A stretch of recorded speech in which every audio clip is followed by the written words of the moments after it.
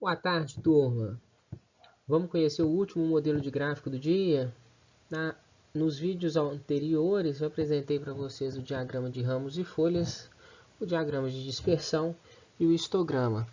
Nesse vídeo, eu vou apresentar para vocês o box plot. Lembrando que nos vídeos da semana passada a gente já viu diagrama de linhas, diagrama de setores e diagrama de colunas, né, ou gráficos de linhas, de setores e de colunas. Vamos para o box plot. O box plot é isso daqui, ó. Isso daqui é um gráfico box plot. Então é um gráfico bem simples de representar, em que essa caixa, né, o box, né, traduzindo do inglês é um box, representa 50% dos gráficos. Então, o que é importante para esse box plot? No box plot, a gente tem que saber calcular e definir os quartis. Então, vocês percebam aqui, ó, Q1 é o primeiro quartil, Q2 é o segundo quartil, Q3 é o terceiro quartil. O L, da forma que está definida aqui, que é a distância do primeiro para o terceiro quartil, é o que a gente já aprendeu lá atrás, que é a distância interquartil. Essa distância interquartil representa o total de 50% dos dados, né? Lembrando lá, ó, eu vou fazer uma reta horizontal aqui, só para a gente fazer a recordação. O segundo quartil é a mediana, o primeiro quartil é do dado zero até a mediana, o meio dele, né? E o terceiro quartil é o meio do intervalo entre a mediana e o último dado. Então, cada repartição dessa daqui, cada intervalo desses daí, equivale a 25% da quantidade de dados, da quantidade de medições. A nossa distância interquartil, que é do Q1 até o Q3, representa, portanto, 50% dos dados. 50% dos dados estão dentro da distância interquartil. Para baixo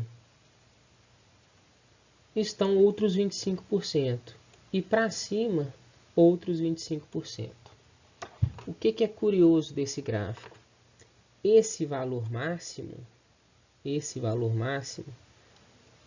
que é definido até aqui, ele não é necessariamente o maior valor do dado medido, tá? A gente pode ter outliers, e os outliers no box plot são desprezados, eles não são desconsiderados. Então esse valor máximo normalmente é calculado aí como 1,5 da distância interquartil. Da mesma forma, o valor mínimo, 1,5 da distância interquartil.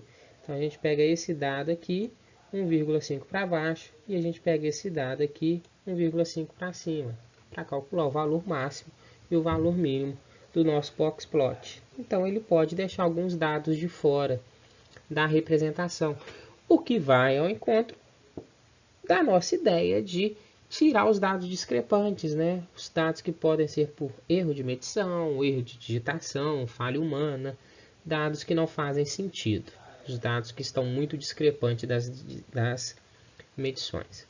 Vamos para um exemplo?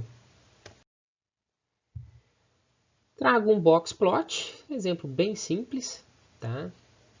O box plot ilustra a distribuição de idades em anos completos de um grande número de mulheres. Escolhida aleatoriamente uma dessas mulheres, ele pergunta qual que é a probabilidade dessa mulher ter entre 49 e 54 anos.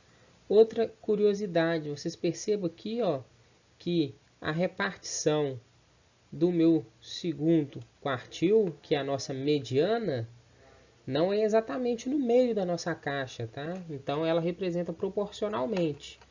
Se ela quer entre 49,54 anos, sinal que essa mulher está aqui. E se eu tenho aqui primeiro quartil e aqui segundo quartil, nesse intervalo eu tenho 25% dos dados. Perfeito? Então, só analisando essa distribuição de probabilidade, a gente consegue afirmar que a probabilidade dessa mulher estar ali é de 25%, porque é a faixa etária que está representada entre o primeiro e o segundo quartil. Feito?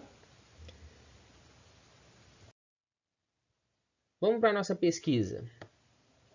A gente já entendeu aí gráficos de linhas, gráficos de setores, gráficos de colunas e barra, diagrama de dispersão, diagrama de ramos e folhas, o histograma e, nesse vídeo, vimos o box plot. Nossa pesquisa é o seguinte, tem uma frase muito conhecida na matemática e estatística que fala: sob tortura, os números dizem qualquer coisa. Então, quando a gente tenta espremer, empurrar número para um lado, empurrar número para o outro, fazer representação indevida com gráfico, omitir coisas de gráfico, a gente consegue provar o que quiser com números reais, tá? Mesmo que a representação esteja errada. Então, essa prova vem justamente disso. A gente consegue usar artifícios na construção de gráficos, ou seja, construir gráficos de forma incorreta, que trazem uma informação que vai ser interpretada de forma incorreta. E isso aconteceu há pouco tempo, quando o deputado federal Osmar Terra postou no Twitter alguns gráficos sem escala, fazendo algumas menções de comparação entre países que estavam combatendo o coronavírus de formas diferentes do que a gente estava fazendo, que eles não vinham tendo resultados.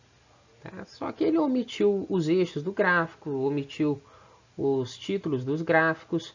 Então, se o gráfico não tem escala, não tem eixo, não tem título, aquele gráfico não serve para nada. É só um desenho. E isso é comum. Tá? A gente acha isso com uma certa facilidade, inclusive em notícias. Então, o trabalho de vocês é trazer, apresentar de forma escrita. Vocês podem fazer à mão no caderno, tirar foto, ou pode fazer num documento do Word e me enviar pelo Word também, tá? Salvando em PDF, salvando em DocX. Vocês vão anexar nessa aula de hoje, nessa atividade da aula de hoje. Eu quero outros dois exemplos em que os gráficos estão distorcidos, apresentam informação errada, foram construídos de forma incorreta. Quero que vocês me expliquem onde está essa interpretação equivocada, por que que ela é equivocada e qual que seria o modelo do gráfico correto, tá? Qual a interpretação correta desses dados. Beleza? Então, isso daqui é só para vocês verem que a gente lida muito com gráficos errados e a gente tem que ter um cuidado na leitura desse gráfico. Terça que vem, até 11h59, como todas as nossas atividades de controle estatístico de processos. Por hoje é só. Até mais, turma!